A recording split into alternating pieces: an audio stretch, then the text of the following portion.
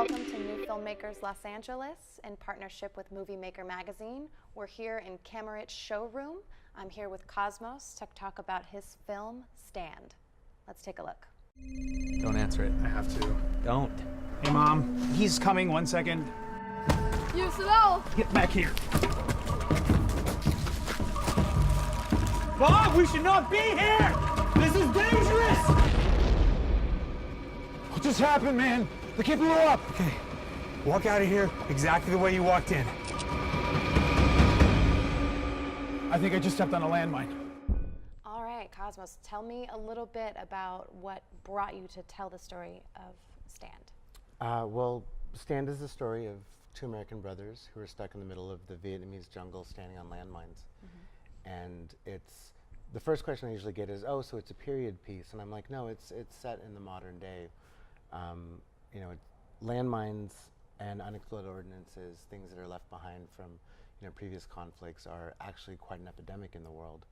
And I felt like, you know, we had an opportunity to tell an interesting story, an entertaining story about characters who people could identify with and connect with, and at the same time kind of shed a light on something going on in the world. I think the most vocal spokesperson for this was Princess Di. And since she passed, there hasn't really been anyone who's kind of picked up the torch and really become the face of it. Daniel Craig does some great work, and the most interesting man in the world happened to be the spokesperson for one of the other organizations. But this is an opportunity to reach a different audience, you know, an audience that doesn't necessarily spend a lot of time on NPR. They instead spend time on Netflix, and they want to watch, you know, dramatic movies, entertaining movies, as opposed to documentaries that can ultimately drag you down with finger wagging and blame and some of those things. We really just tried to tell a story that gave the audience a chance to think about, you know, what happened, and hopefully inspire them to look up and say, well, is that real? Like, what was accurate about that, what wasn't? And as they start looking into it, if they choose to get involved, it was of their own volition. It wasn't that, you know, we stood in front of them for 2 hours and said, you're a bad person because you live in a country that doesn't have landmines and kind of a thing. So Sure, it's that was our approach.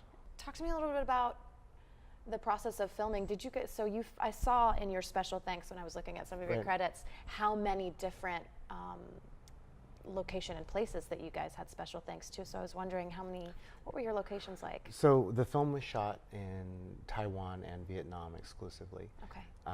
We would have made the film exclusively in Vietnam, but it was just so dangerous. I didn't feel comfortable taking everyone there. I'm much more familiar with Taiwan, and so I knew that we could do it there and execute it and just take like a small splinter unit to Vietnam to get the rest of the things that we needed.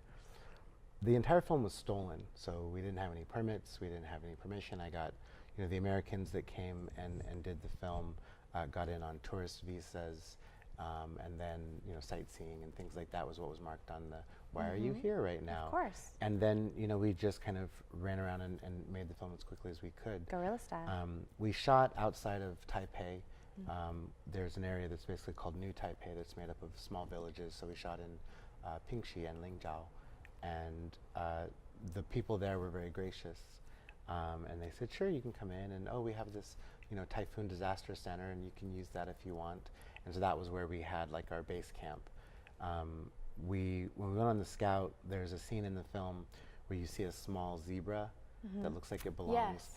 So I was walking around and I saw that zebra and I said, that zebra's in the movie and we're shooting our film here. Like that, I'm gonna figure that out, because what this place was, where we shot, was a man was building a park like a Disneyland for kids, and he started building and he ran out of money and he just like left.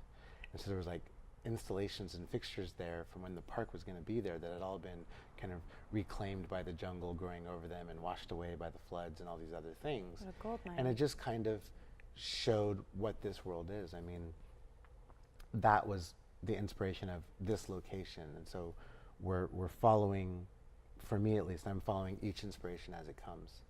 What's next for you? What are you moving on to? What projects do you have in the works? Well, you know, I am still working in the independent world, so, you know, it's always about what can you get funding for and what are people interested in. And, you know, I have 7 or 8 different projects that are, you know, ready to go, but it's a matter of getting the right cast attached.